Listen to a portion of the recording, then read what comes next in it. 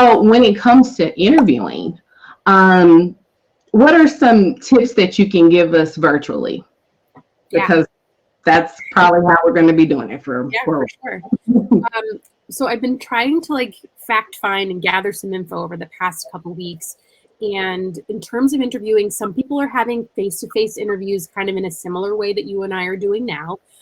So on a platform like Zoom or Google Hangouts or whatever tech platform.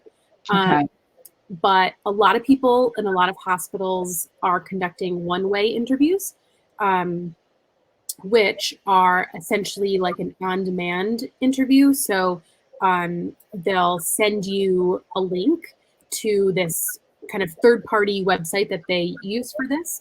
And you'll click on the link and you'll log in with your information. And then you get to go through each question one by one and you video record your response. Oh, wow. Yeah. So, once you click the link, you have to be like ready to go.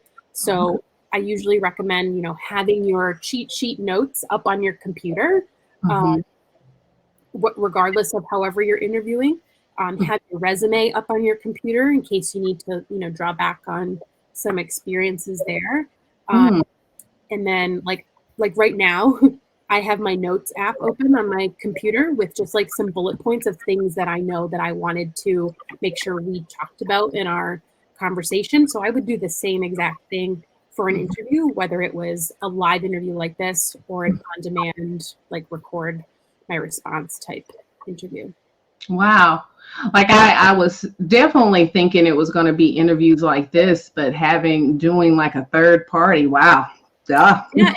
And if you think about it, like from the employer's perspective, they can essentially interview far more people if it's asynchronous, right? Like if it's like they're coming into work and since yesterday they've sent out 10 emails and now they have 10 video response interviews that they can just watch, as opposed to coordinating a time and who's available here. And if it's a panel interview, you got to get everybody on the same page, like, and on the same time. So it seems to be very efficient on both ends.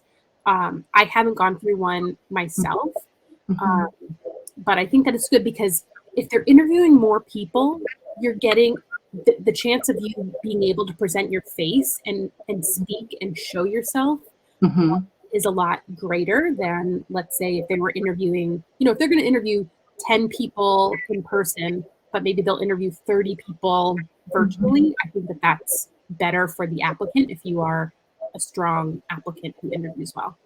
Okay. Do you believe that after the pandemic that we'll still continue to be virtually interviewing? And I think so. Yeah, obviously I can't predict the future, but I think that this time is going to show a lot of people, a lot of organizations, like the convenience of remote work.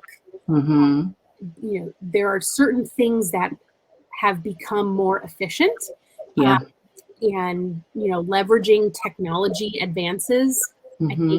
I think a lot of organizations will hopefully move forward and continue with those types of things, as opposed to like sticking with some antiquated practices. So, and I think that's in our favor as applicants. I think virtual interviewing, isn't a bad thing, aside from the fact that you don't get to actually be there, and like feel the vibe of the room. And if you're an intuitive person, like I'm an intuitive person, so like I go based on how things feel to me.